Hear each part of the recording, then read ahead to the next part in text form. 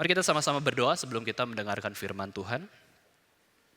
Tuhan Allah Bapa kami yang di surga, kami bersyukur Tuhan bahwa Engkau adalah gembala kami yang baik. Engkau senantiasa menuntun jalan kehidupan kami dan ketika kami memasuki lembah kekelaman, kami pun tidak takut bahaya sebab Engkau beserta kami. Kami sungguh merindukan berkat terbesar yang sudah Tuhan berikan kepada setiap kami, yaitu penyertaan dari Tuhan sendiri. Kiranya kami boleh hidup beserta dengan Tuhan, dan kiranya penyertaan Tuhan juga boleh senantiasa ada di dalam kehidupan kami, sehingga apa yang kami lakukan adalah hal yang berkenan di hati Tuhan, dan menjadi berkat juga bagi banyak orang. Tuhan, pada hari ini kami mau mendengar firman Tuhan, kami mau datang kepada Engkau. Kiranya Engkau memberikan kami penghiburan, kiranya Engkau juga memberikan kami hikmat, kelegaan, hati yang semakin takut akan Tuhan dan semakin mengasihi Tuhan di dalam kehidupan kami.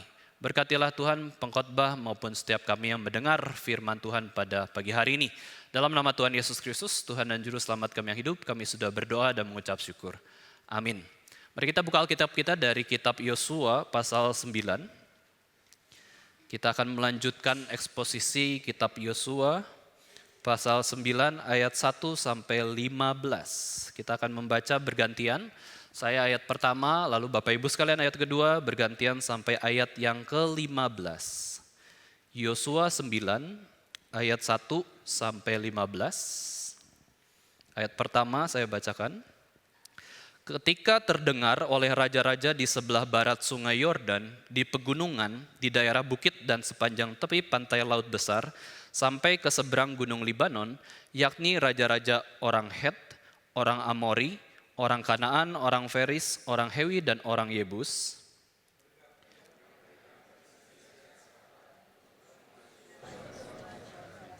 Tetapi ketika terdengar kepada penduduk negeri Gibeon apa yang dilakukan Yosua terhadap Yeriko dan Ai,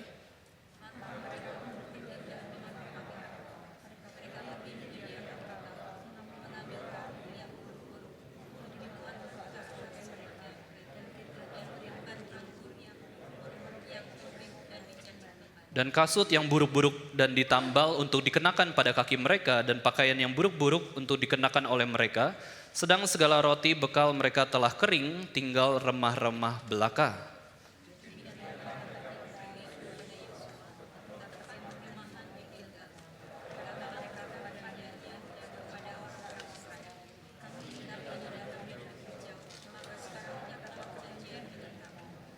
Tetapi berkatalah orang-orang Israel kepada orang-orang Hewi itu, barangkali kamu ini diam di tengah-tengah kami, bagaimana mungkin kami mengikat perjanjian dengan kamu?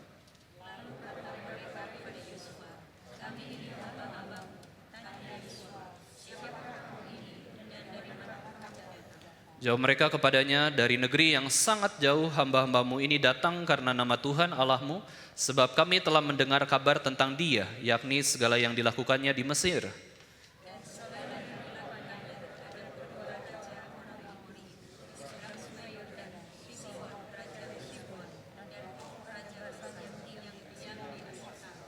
Sebab itu para tua-tua kami dan seluruh penduduk negeri kami berkata kepada kami demikian, bawalah bekal untuk di jalan dan pergilah menemui mereka dan berkatalah kepada mereka, kami ini hamba-hambamu, maka sekarang ikatlah perjanjian dengan kami.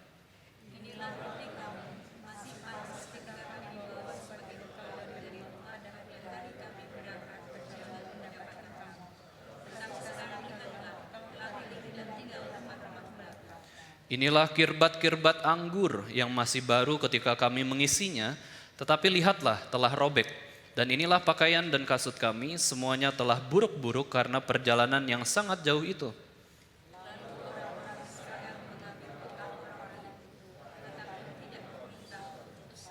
Maka Yosua mengadakan persahabatan dengan mereka dan mengikat perjanjian dengan mereka, bahwa ia akan membiarkan mereka hidup dan para pemimpin umat itu bersumpah kepada mereka. Bapak Ibu sekalian, pada umumnya kita tahu bahwa ada pengamen jalanan yang biasanya berkeliling di jalanan dengan seekor monyet kecil. Ya, untuk menampilkan atraksi, atau juga setelah atraksi itu monyet kecil itu mengumpulkan uang yang mau diberikan oleh banyak orang. Nah, istilah yang kita tahu adalah doger monyet gitu ya. Di mana ada orang memberikan uangnya karena merasa dihibur oleh monyet yang pintar, oleh monyet yang bisa atraksi. Nah, suatu hari Bapak Ibu sekalian ada pengamen yang memiliki seekor monyet yang sangat cerdas. Nah, saat sedang bekerja, ada anak-anak kecil yang pegang anjingnya, tiba-tiba anjingnya ini lepas. Kemudian lepas dan anjing ini tertarik dengan monyet yang sedang berjalan berkeliling saat itu. Dan semua orang tentu kaget ya, wah ada anjing lepas. Terus anjing itu mengejar dengan kencang monyet tersebut dan apa yang terjadi? Ya, ternyata para penonton bukan saja kaget karena anjing itu lepas, lebih kaget lagi ternyata monyetnya diam saja. Diam saja, tidak bergeming dan tidak takut juga terhadap anjing yang mau mengejar monyet tersebut. Terus kemudian anjing itu jadi bingung, kok monyet diam ya? Saya sudah semangat kejar-kejar dia gitu ya. Karena anjing biasanya lebih tertarik mengejar makhluk yang ketakutan atau bergerak seperti itu ya. Melihat monyet itu diam, anjing itu jadi diam juga. Ya, ketakutan, bingung. Lalu kemudian monyet itu dengan santainya dia melepaskan topi yang dipakainya, yang tidak butuh juga ya. Dia lepaskan topinya. Kurang lebih kayak gitu ya. Semua penonton tertawa dan anjing itu jadi bingung. Akhirnya ekornya jatuh di kedua kakinya. Kemudian anjing itu pergi. Nah, dari kisah ini Bapak Ibu sekalian kita tahu bahwa andai ini benar-benar terjadi. Saya tidak tahu ini benar-benar terjadi atau tidak. Tapi intinya adalah monyet ini memiliki kepintaran, kecerdikan secara naluriah. Ya, dia tahu bahwa membutuhkan dua pihak untuk bisa bertengkar. Ya, yaitu apa? Pihak anjing, kemudian pihak monyet, kurang lebih ya. Tetapi si pihak monyet diam saja ketika anjing mau bertengkar dengan dia. Oh, pintar. Ya, kalau ini kisah benar-benar terjadi berarti monyet ini pintar sekali. Monyet tidak ingin perselisihan. Dia menolak meladeni anjing yang mau buat gara-gara dan bertengkar itu. Nah, dari kisah ini kita bisa melihat bahwa monyet itu pintar, cerdik atau bijaksana juga. Nah, Tuhan Yesus pernah berkata dalam Injil Matius kepada para muridnya adalah kita harus cerdik, kita harus pintar. Tapi bukan pintar seperti monyet, ya, tetapi cerdik seperti ular, tulus seperti merpati. Ya, English Standard Version mengatakan wise as serpents and harmless as doves. Bijaksana seperti ular dan tidak berbahaya seperti burung merpati. Kalau di New International Version itu dikatakan shrewd as snakes. Ya, shrewd as snakes, licik kurang lebih ya shrewd itu ya. Dan juga innocent as doves. Tuhan Yesus di dalam Injil Matius Bapak Ibu sekalian menggunakan ular dalam nuansa yang positif. Padahal kita tahu kalau kitab Kejadian, ular itu evil, ular itu jahat.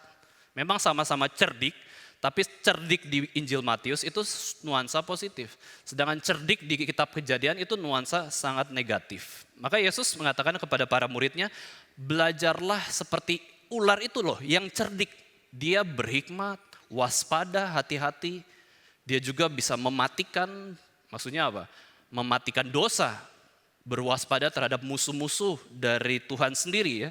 Nah, di sini kita bisa melihat dalam Injil Matius Yesus katakan bahwa ular itu cerdik dan kita harus belajar dari ular. Nah, di dalam budaya Yahudi kuno, ya orang-orang Yahudi itu mengenal ular itu memang makhluk yang waspada, terus licin, ya mudah menghindar, pandai menghindar, dan dia juga punya kepekaan terhadap bahaya dengan lidahnya lah, dengan mungkin dengan matanya.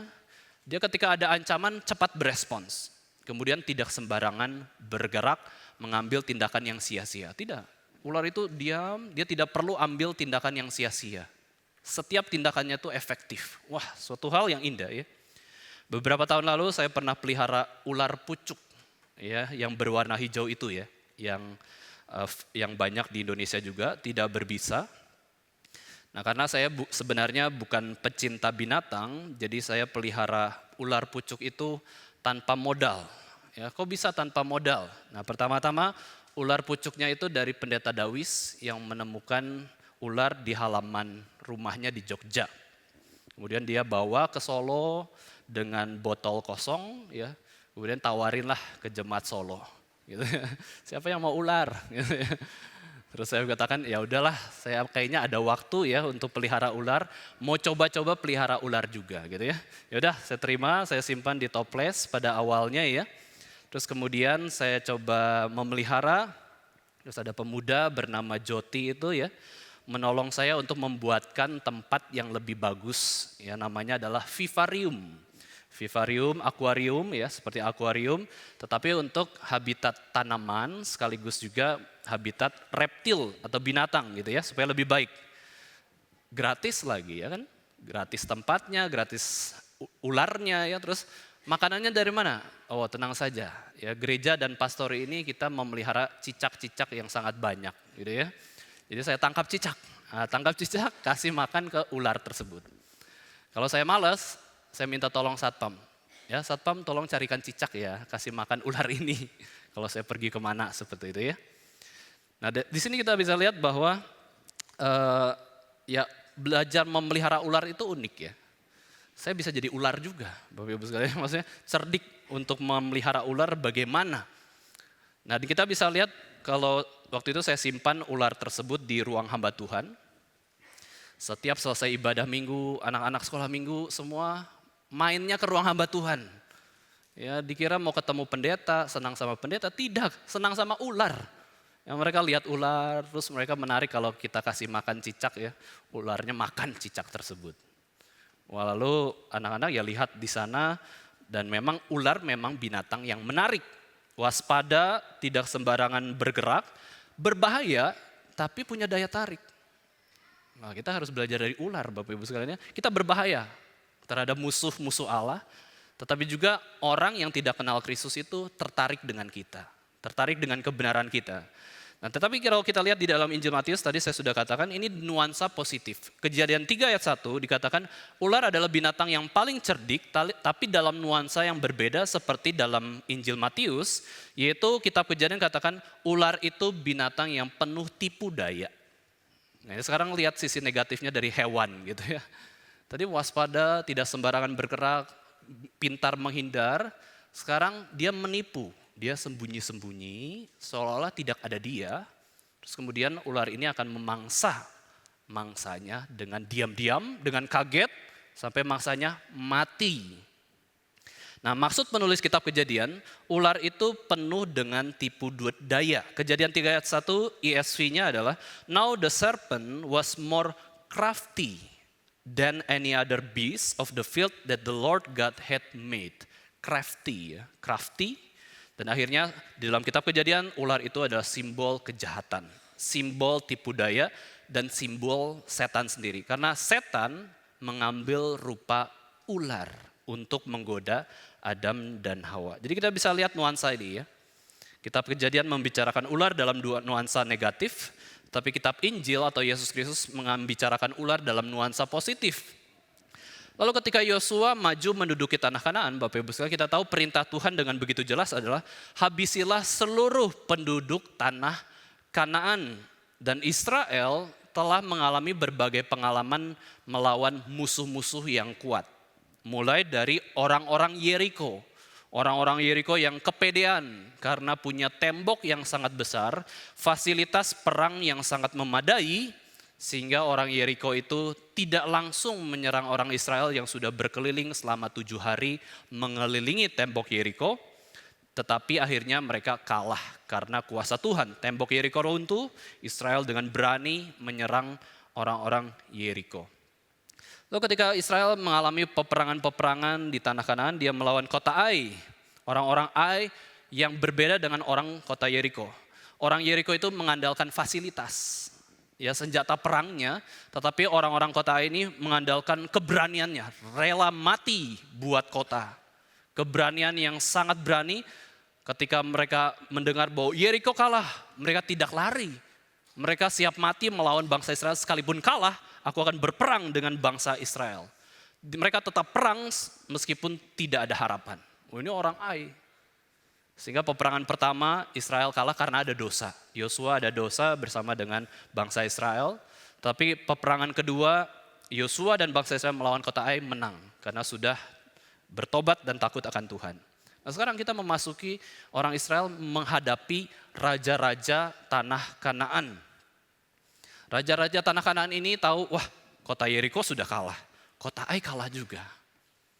Maka kita harus menghimpun kekuatan. Dengan cara apa? Bersatu kita teguh, bercerai kita runtuh. Maka raja orang Kanaan ini bekerja sama dengan raja-raja yang lain. Ayo kita kumpulkan tenaga, karena bangsa Israel ini sangat kuat. Kita kalau satu suku, satu raja saja menyerang mereka, kalah. Maka kita harus kerja sama. Ini normal ya, ini strategi perang. Kita cari aliansi untuk bisa berperang dengan satu bangsa yang kuat. Nah, mereka coba perang, tapi kita tahu juga hasilnya kalah juga sama bangsa Israel karena Yosua dan bangsa Israel disertai oleh Tuhan. Nah, kemudian ada sekelompok orang tanah Kanaan yang adalah suku Hewi juga, tetapi adalah orang-orang dari Gibeon. Nah, Gibeon ini cerdik seperti ular. Dia tahu Israel kuat. Orang-orang sudah berusaha menyerang, kalah juga. Ya sudah, Israel seperti anjing yang mau perang, saya seperti monyet yang diam saja. Wah, pinter ya. Pintar sekali orang Gibeon ini. Dan bisa dikatakan kecerdikan orang Gibeon ini seperti ular, tetapi bukan dalam nuansa nasihat Yesus Kristus. Tapi dalam nuansa kitab Kejadian. Licik, jahat, menipu orang Israel. Crafty. Orang Gibeon menipu orang Israel demi kepentingan dan keselamatan diri sendiri. Orang Gibeon itu cerdik seperti ular dan tidak tulus seperti ular juga. Gitu ya. Nah, jadi ketika Yosua dan bangsa Israel melanjutkan kampanye perang di tanah Kanaan, Bapak Ibu sekalian, raja-raja di tanah Kanaan ini bersatu hati menghimpunkan kekuatan untuk mengalahkan bangsa Israel, dan akhirnya dikumpulkanlah raja-raja negeri Kanaan dari Sungai Yordan, dari bukit, dari pegunungan, dari pantai laut besar, sehingga terkumpullah 6 kelompok suku. Ya, 6 kelompok suku, 6 raja, yaitu raja orang Het, raja orang Amori, raja Kanaan, raja orang Feris, raja orang Hewi, dan raja orang Yebus atau Yebus ya. Nah, mereka bergabung menghimpun kekuatan memerangi Yosua dan bangsa Israel. Dan disinilah kita bisa melihat bahwa perjalanan untuk menaati perintah Tuhan itu sebenarnya tidak mudah. Banyak kesulitan, banyak pergumulan. Kata siapa? Jadi orang Kristen itu mudah. Tinggal percaya Yesus, diselamatkan, mati masuk surga. Tidak. Waktu kita ambil keputusan percaya kepada Kristus, kita sebenarnya sedikit tahu resiko kesulitan untuk percaya kepada Kristus. Kita harus menyangkal diri, memikul salib, ikut Yesus. Seorang guru tidak lebih daripada, seorang murid tidak lebih daripada gurunya. Kalau gurunya dihina, muridnya pasti dihina. Kalau gurunya difitnah, muridnya juga pasti sangat mungkin difitnah. Kalau gurunya dibunuh, sangat mungkin muridnya juga dibunuh. Waktu kita ambil keputusan, saya mau percaya Yesus, berarti siap mati. Saya mau percaya kepada Yesus, siap bergumul, siap susah, siap menderita demi Injil. Tidak mudah untuk menjadi orang Kristen. Maka pikir-pikir dulu menjadi orang Kristen. Jangan cuma pikir, wah percaya Yesus masuk surga, tanpa ada proses mengiring Yesus Kristus. Yosua mau ikut Tuhan, bangsa Israel mau ikut Tuhan. Harus memerangi penduduk tanah Kanaan yang begitu banyak. Perjalanan Yosua itu seumur hidupnya perang. Hatinya harus hati-hati, waspada, seperti ular. Ya, tidak boleh sembarangan bergerak, harus takut akan Tuhan. Dan mereka berusaha untuk takut akan Tuhan, berusaha untuk taat, memerangi seluruh tanah Kanaan dan membasmi penduduk Kanaan karena mereka adalah algojonya Tuhan. Kesabaran Tuhan sudah habis atas penduduk tanah Kanaan, Tuhan pakai bangsa Israel untuk memberikan hukuman kepada bangsa Kanaan. Nah, uniknya ketika Gibeon mendengar peperangan Israel terhadap Yeriko dan Ai, Gibeon pakai akal mereka. Gibeon berpikir, merenung strategi perang apa yang kita perlu lakukan untuk bisa menyelamatkan diri mereka sendiri, tapi mereka tahu bahwa mereka tidak bisa mengalahkan bangsa Israel. Lalu mereka rapat. Ya, orang-orang Gibeon banyak mikir, sampai stres, ya rapat bagaimana menghadapi bangsa Israel. Lalu mereka gunakan pikiran mereka, kecerdikan mereka, agar mereka menang tanpa berperang. Hebat sekali ya, orang Gibeon ini menang tanpa berperang. Maksudnya menang selamat hidupnya. Ya, tidak bisa kalahkan Israel, tapi setidaknya selamat dari pembasmian yang dilakukan oleh bangsa Israel. Mereka susun strategi, gunakan akal, dan mereka baca situasi. Kalau kami orang-orang Gibeon, orang-orang Hewi ya, sukunya orang-orang Gibeon ini orang Hewi. Nah kalau kami melawan Israel, pastilah 90% kami kalah juga. Karena Israel begitu kuat. Maka orang Gibeon membuat rencana tipu daya. Ya, orang Gibeon memakai cara setan, yaitu bapa segala dusta untuk memenangkan peperangan mereka. Yaitu menipu bangsa Israel. Ya, pura-pura saya ini bukan orang Kanaan. Kamu kan fokusnya bunuh orang Kanaan kan? Saya bukan orang Kanaan, saya dari negeri yang sangat jauh. Baru datang ke Kanaan, kamu mau bunuh saya? Tega banget sih Yosua dan bangsa Israel. Saya ini bukan penduduk tanah Kanaan. Ya, mereka berusaha berbohong, menipu bangsa Israel dengan satu kalimat yang akan menyelamatkan hidup mereka bahwa kami bukan penduduk tanah Kanaan. Berarti mereka harus punya keyakinan untuk bisa berbicara kepada Yosua dan bangsa Israel dan akhirnya membuat Yosua dan bangsa Israel percaya bahwa mereka bukanlah penduduk Kanaan. Kalau hanya ngomong saja itu bisa dicek, ya bisa dicek kepalsuan mereka dan juga orang tidak bisa langsung percaya karena omongan doang kok. Ya, kemudian kita bilang kepada orang bahwa saya ini berasal dari Pulau Sumatera. Siapa yang bisa cek? Gitu ya, kalau cuma berdasarkan omongan doang. Lalu akhirnya mereka buat pemikiran bagaimana supaya Yosua dan bangsa Israel percaya bahwa mereka ini dari negeri yang jauh. Ya sudah, kita berperilaku seperti orang yang dari negeri yang jauh, yang baru melakukan perjalanan begitu jauh dan sampai ke tanah Kanaan. Mereka pura-pura sediakan bekal. Ya, pura-pura menyiapkan makanan, minuman di karung, terus karungnya dijelek-jelekin, ya jadi karung yang buruk. Terus dimuatkan ke atas keledai mereka. Mereka punya tempat anggur, kirbat anggur itu ambil yang buruk-buruk, yang bagus-bagus simpan aja, buang lah gitu ya. Ambil yang buruk-buruk, simpan, dia pakai. Lalu juga mereka pakai baju, kasut yang buruk-buruk, terus mereka pakai di seluruh tubuh mereka. Segala roti bekal mereka telah kering, tinggal remah-remah saja. Bahkan dikatakan ini baru panas juga, masih panas gitu, masih dari perjalanan yang jauh. Sehingga orang-orang Gibeon ini meyakinkan Yosua dan bangsa Israel dengan bukti. Seeing is believing. Ini pada umumnya ya. Seeing is believing, melihat berarti percaya. Padahal mata kita ini bisa salah. Mata kita bisa tertipu. Tetapi orang Gibeon berusaha menipu mata Yosua maupun bangsa Israel. Mereka buat skenario yang menyelamatkan kehidupan orang-orang Gibeon. Dan mereka pakai strategi bukti. Ini buktinya, masa kamu gak percaya sih? Bahwa mereka bangsa yang dari negeri yang jauh. Nah ini adalah rencana mereka. Antara rencana dengan aplikasi bisa saja kan ada improvisasi. Ya, tidak sesuai dengan apa yang direncanakan. Akhirnya mereka coba ya. Coba datang kepada pasukan Israel dengan kostum compang-camping itu, dengan perbekalan yang sudah habis atau ada yang masih panas seperti itu ya. Lalu jelaslah orang Israel didatangi oleh orang-orang Gibeon, sekumpulan orang Gibeon. Pasukan Israel prajurit langsung seperti ular juga, waspada, tidak sembarangan terima. Siapa kamu? Ya, siapa kamu datang ke kemah Israel? Lalu orang-orang Gibeon itu dengan yakin dan tegas, ini bohongnya ya, ini tipu daya. Kami ini datang dari negeri yang jauh, maka sekarang ikatlah perjanjian dengan kami. Berarti Gibeon itu tahu bahwa fokus Yosua dan bangsa Israel adalah menghancurkan penduduk Kanaan. Dan supaya mereka diselamatkan, mereka harus minta janji Yosua. Ya, janji Yosua dan bangsa Israel. Terus bangsa Israel kan ya sudah belajar dari pengalaman-pengalaman perang yang sebelumnya ya. Mereka tidak langsung percaya. Emangnya orang bodoh. Ya, bangsa Israel ini juga pintar, belajar juga cerdik seperti itu ya. Bangsa Israel tidak langsung percaya, oh gitu ya, jauh ya. Ya udahlah, yuk saya tidak akan membinasakan kamu. Enggak demikian. Bangsa Israel tidak semudah itu percaya, langsung punya firasat. Ya, firasat umum lah ya. Hati nurani yang umum mengatakan bahwa ini bisa saja orang Kanaan yang menyamar kan. Supaya tidak dibunuh kami. Maka orang Israel tanya kepada orang-orang Gibeon ya, barangkali kamu ini diam di tengah-tengah kami.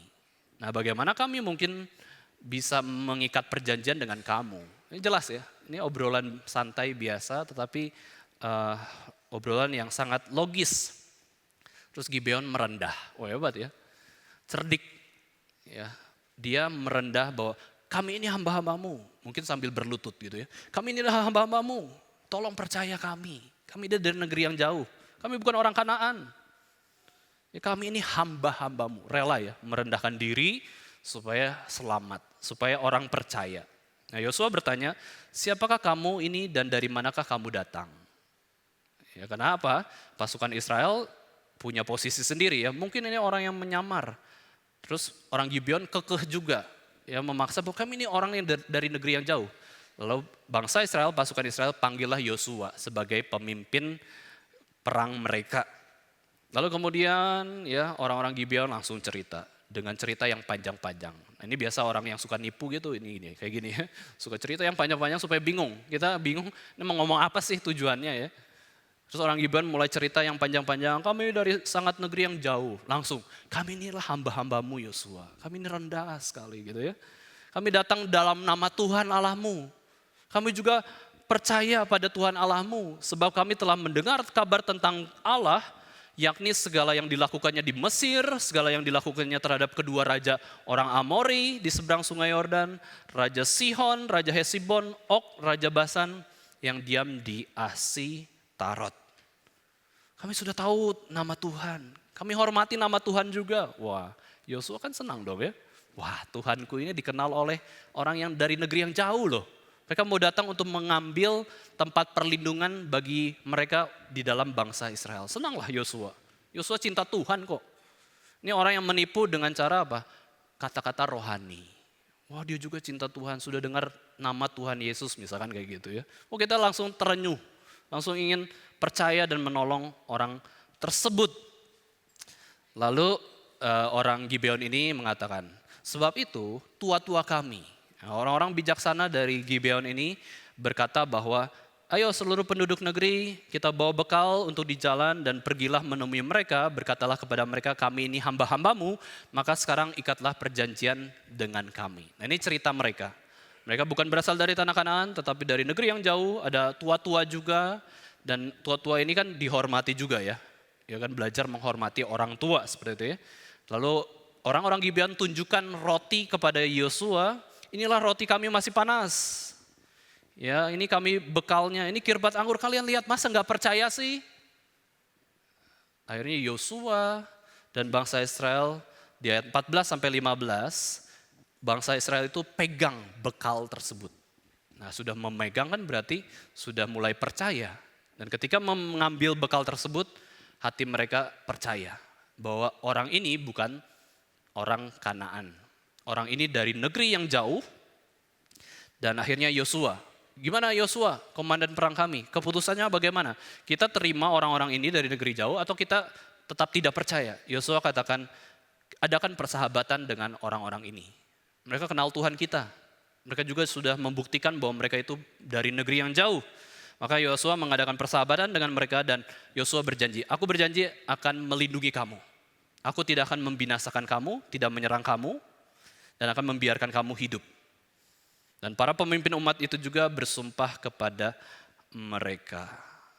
Nah Bapak Ibu sekalian, di ayat 14 itu dikatakan, orang Israel ambil bekal itu, ini langkah awal ya, sampai akhirnya mereka ditipu, tetapi tidak meminta keputusan Tuhan. Ini yang perlu kita renungkan. Kadang logika kita itu berpikir bahwa ini semua kebenaran. Tetapi kita lupa berdoa kepada Tuhan. Itulah yang membuat jalan hidup kita salah. Karena kita terlalu bergantung pada logika. Logika, akal kita. Amsal katakan, percayalah kepada Tuhan dengan segenap hatimu.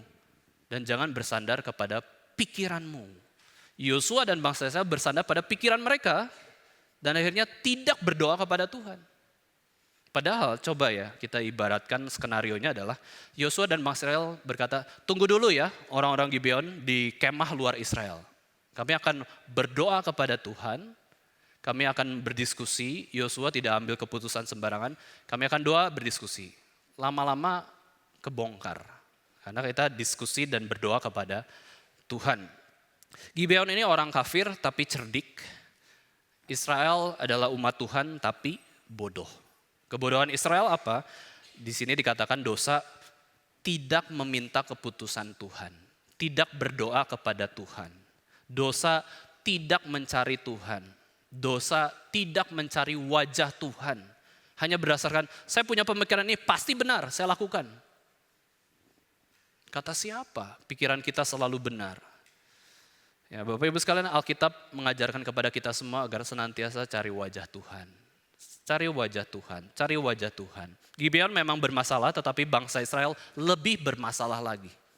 Gibeon itu menipu, tetapi Israel itu berdosa di hadapan Tuhan. Israel dan Yosua tidak belajar dari kekalahan mereka di kota Ai. Padahal baru saja kita tahu ya, 2 minggu yang lalu kita bahas bahwa Yosua itu ada di Gunung Ebal, Gunung Gerizim, di tengahnya ada hukum Taurat.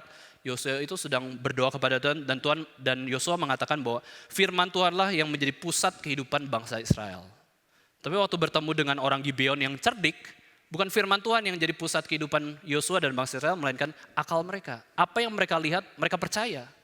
Bukan firman Tuhan yang mereka percaya. Ini adalah perbuatan dosa yang mengerikan, Bapak Ibu sekalian. Yaitu apa? Perbuatan dosa yang kita tidak sadar itu dosa. Perbuatan dosa yang kita tidak sadari kita lakukan. Yaitu apa? Bergantung pada logika manusia. Bergantung pada kebenaran kita. Tidak doa kepada Tuhan. Tidak bergantung kepada Tuhan. Ini dosa siapa Bapak Ibu sekalian? Ini adalah kisah yang bisa kita katakan paralel dengan Adam dan Hawa. Adam dan Hawa digoda oleh ular. Ular katakan ini pohon baik kok, buahnya baik, lezat. Kamu jangan percaya firman Tuhan. Akhirnya Adam dan Hawa ikut tipu daya ular. Yosua dan bangsa Israel sama saja, ikut tipu daya orang-orang Gibeon. Sehingga mengadakan persahabatan dan perjanjian kepada orang yang seharusnya mereka hakimi, yang mereka bunuh. Dalam kisah ini Gibeon adalah orang-orang yang tipu, ya, cerdik dalam menipu bangsa Israel. Tetapi orang Israel sebenarnya dia bukan salahnya ya. Salahnya dia tidak menyembah berhala, tidak melakukan kejahatan besar juga. Tapi di dalam bagian ini Israel bahkan memeriksa buktinya, memastikan sudah curiga dulu kepada orang-orang tersebut bahwa ini jangan-jangan menyamar. Sehingga ini bagi orang Israel bukan dosa.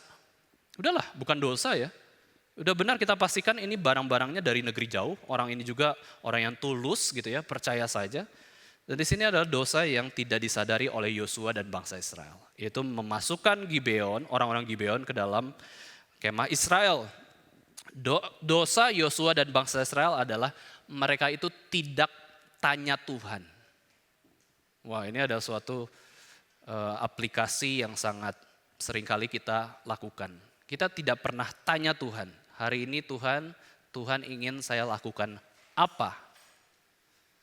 Ya, itu seperti kitab Yakobus mengatakan, siapa kamu yang tahu nanti besok akan melakukan ini dan itu, akan ke kota ini dan itu, terserah hidup saya, siapa kamu yang bisa mengatur kehidupan kamu sendiri? Kamu tidak pernah tanya Tuhan?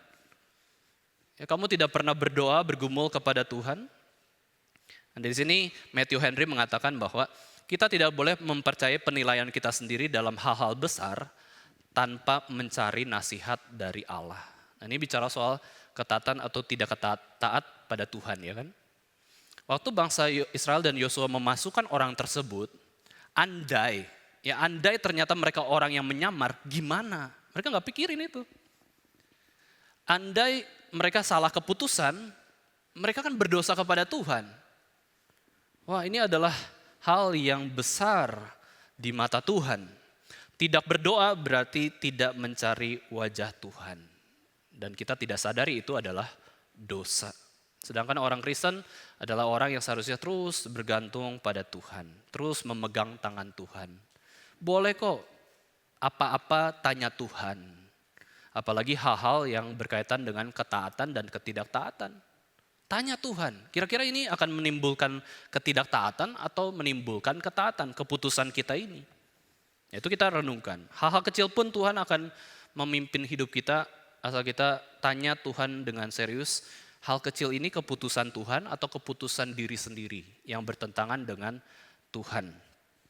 Nah, bentuk modern dari dosa ini adalah mengambil keputusan besar tanpa doa. Keputusan besar adalah keputusan yang sifatnya jangka panjang dan juga keputusan yang sifatnya mempengaruhi kehidupan kita dan sesama kita lebih besar lagi. Itu keputusan besar. Kalau kita lakukan keputusan besar lalu tidak berdoa, berarti kita bisa mengandalkan hanya pikiran kita saja. Padahal 1 Tesalonika 5 ayat 17 mengatakan tetaplah berdoa. Ini berarti apa? Bersandar kepada Tuhan.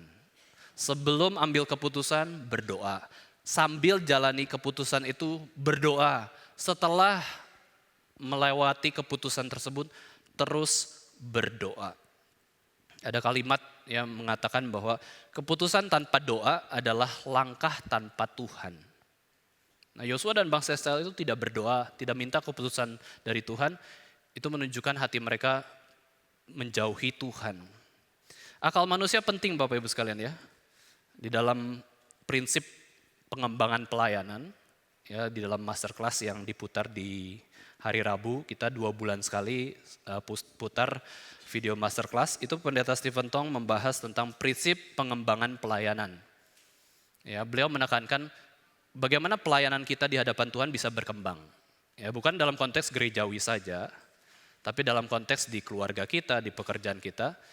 Ya, beliau mengatakan bahwa pikir panjang, pikir lama, pikir berhari-hari, pikir ada pemikiran apa yang akhirnya bisa membuat kita tuh lebih berkembang dalam pelayanan. Mikir, pakai akal supaya cerdik.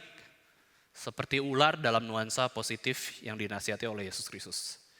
Tapi kalau kita mendengar nasihat patung hanya pikir doang, wah ini menjadi orang yang seperti Yosua dan bangsa Israel gitu ya. Tetapi patung katakan bukan cuma pikir, melainkan doa, doa terus, doa, bergumul. Ya bergumul, mengembangkan pelayanan kita di hadapan Tuhan seperti apa. Mengembangkan pekerjaan kita, keluarga kita di hadapan Tuhan. Pikir doa, pikir doa, pikir doa. Mana mungkin gak berkembang? Tapi bangsa Israel mikir, tapi tidak berdoa, gagal. Kalau doa saja juga gak mikir, gagal juga. Ya di sini Alkitab menyadarkan kepada kita bahwa kita butuh bergantung sepenuhnya dalam kehidupan kita kepada Tuhan. Yosua membuat perjanjian damai kepada orang-orang Gibeon, tapi malah menjauhkan Yosua dan bangsa Israel dari Allah, dari kehendak Allah. Dekat sama orang, jauh sama Tuhan. Wah mengerikan, dosa Yosua. Dan itu tidak sadar. Karena apa? Ditipu kok. Saya ditipu. Yang gak sadar melakukan dosa. Maka dari itu kita perlu waspada seperti ular. Cerdik seperti ular. Yesus katakan cerdik seperti ular, waspada. Ini tipuan atau beneran? Ya, kita harus waspada terhadap tipu daya dari setan maupun iblis. Nah, Bapak Ibu sekalian, menutup khotbah ini saya ingin kita merenungkan soal garis ya. Sadar atau tidak sadar, kita setiap hari lihat garis. Mau garis lantai, mau garis apapun ya yang membatasi, garis jalan, garis parkir ya. Kita bisa lihat garis zebra cross atau garis lapangan basket, lapangan bola ya. Nah garis juga sebenarnya menolong kita tahu posisi kita. Ada di mana? Di posisi musuh atau teman, kawan atau lawan. Kita musuhan kan? Gak mungkin kan main bola gak ada garisnya gitu ya. Semua yuk main bola, gak ada garisnya, gak ada pemisah antara yang mana yang musuh, mana yang teman gitu ya. Waktu memulai pertandingan yang ada garisnya itu pasti dipisah. Ini posisi saya, ini posisi musuh gitu ya. Nah dalam kisah Musa turun gunung Sinai ketika dia itu membawa hukum Taurat, Musa itu tarik garis lurus dengan begitu jelas bahwa kalau dari antara kamu yang masih mau sembah patung anak lembu emas, maka kamu pisah dengan kami bangsa Israel. Siapa saja yang masih mau menyembah patung anak lembu emas. Musa tarik garis lurus. Lalu terbagilah orang Israel, dan akhirnya mereka berperang. 3.000 orang meninggal yang menyembah patung anak lembu emas. Ya. Yang satu berkumpul di pihak Tuhan, yang satu berkumpul di pihak dewa atau berhala. Nah, dalam kisah Yosua juga ya, Yosua tuh sebenarnya sudah menarik garis dengan jelas. Ya, bahwa saya harus bunuh semua penduduk Kanaan. Tetapi dalam kisah ini, Yosua hapus garisnya. Dia memasukkan musuhnya Tuhan, orang yang harusnya dihukum Tuhan, ke dalam bangsa Israel. Itu kesalahan fatal. Gak ngerti garis, gak ngerti posisi. Maka dalam kehidupan rohani kita, Bapak Ibu sekalian, pilihannya cuma 2. Kita sekarang tarik garis dalam hidup kita. Pilih Yesus atau berhala. Pilih hidup seperti Yudas Iskariot atau pilih hidup seperti rasul-rasul yang lainnya. Ikut Yesus atau tolak Yesus, itu jelas garisnya. Ya. Kita harus memutuskan di mana kita berdiri. Kita bergantung kepada Yesus atau bergantung pada diri. Atau dosa atau keduniawian. Nah sayangnya Bapak Ibu sekalian, sekalipun sudah ada garis, tapi kita suka berdiri di antara garis tersebut. Kaki kiri ke Tuhan Yesus, kaki kanan ke berhala.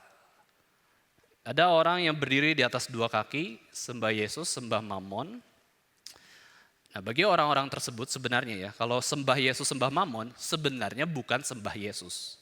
Karena kalau sembah Yesus hanya satu-satunya pribadi Yesus saja. Tapi kalau pilih dua-duanya, aku mau sembah Yesus, sembah juga Mammon. Nah sebenarnya Yesus melihat orang tersebut seperti apa? Ya mungkin ya, ini gambaran ketika Tuhan melihat Yosua dan bangsa Israel menerima, bersahabat, berjanji dengan orang-orang Gibeon, di situ Tuhan tuh mual. Mual. Pengen muntah. Ya, melihat kita tuh berdua kaki. Sembah Yesus, sembah Mammon, sembah Yesus, sembah Mammon. Kita tahu dari mana Tuhan itu mual ketika kita itu pilih Yesus tapi pilih diri gitu ya, dua-duanya lah saya kerjakan.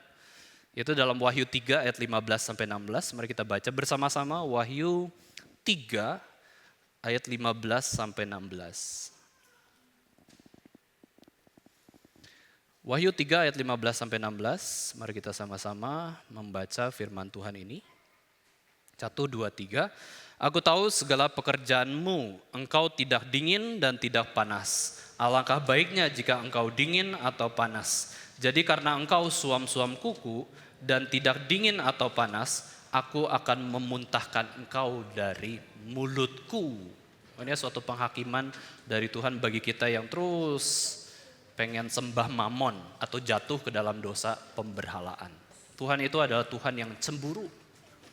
Kalau cemburu itu ya, kita cemburu coba ya. Ada yang pernah cemburu Bapak Ibu sekalian ya? Kusem banget, nyebelin banget mukanya ya. Takut, malas lihat muka orang cemburu gitu ya. Merah, kesel. Nah, berapa kali kita sering buat Tuhan cemburu, bahkan mual. Saya mualnya kalau mencium kotoran dari baby Eliel gitu ya. Wah, pengen muntah, aduh bau sekali ya. Kalau Tuhan pengen muntahnya adalah lihat kita, ya suam-suam kuku, nggak Kristen, nggak non-Kristen, kamu tuh mau apa sih hidupnya? Ini jahat, ini bukan jahat ya. Ini nasihat yang keras sekali. Kamu mau jadi non-Kristen, monggo non-Kristen. Dingin sekalian. Kamu mau jadi Kristen sekalian. Panas sekalian. Tapi kalau kamu nggak dingin, nggak panas, aku tuh mual, muntah, jauh-jauh deh. Ya, jauh-jauh dari aku. Bikin muntah aja, gitu ya. Tapi karena kasihnya kepada kita, Tuhan terus menegur kita. Ya samalah. Saya juga kepada bayi yang bau itu ya, karena buang kotoran, ya tetap harus dekati. Tapi bukan saya yang bersihin popoknya ya. Nah, istri saya, puji Tuhan, istri saya rajin ya. Kiranya kita boleh senantiasa terus memilih berdiri di mana. Ambil keputusan itu keputusan Tuhan, bukan keputusan kita. Apalagi keputusan besar ya, pernikahan lah, pindah kota lah, studi lanjut lah, ibadah di gereja mana lah, itu semua itu keputusan besar. Kita harus minta pimpinan Tuhan, hikmat Tuhan, kita harus berdoa kepada Tuhan. Mari kita sama-sama berdoa kepada Tuhan. Bapa kami yang di surga, kami bersyukur pada pagi hari, siang hari ini kami boleh sama-sama berkumpul untuk mendengarkan suara Tuhan, untuk mendengarkan isi hati Tuhan. Kami berdoa Tuhan supaya kami tidak mengandalkan akal kami, logika kami, tetapi kami bisa memaksimalkan pikiran kami dengan hati yang tertunduk kepada firman Tuhan. Dengan hati yang senantiasa bergantung, bertanya kepada Tuhan, mana pimpinan Tuhan, mana keputusan Tuhan dalam kehidupan kami. Kami mau mengikuti nasihat Tuhan Yesus Kristus untuk cerdik seperti ular dan tulus seperti merpati. Pimpinlah hidup kami Tuhan, dalam nama Tuhan Yesus kami berdoa. Amin.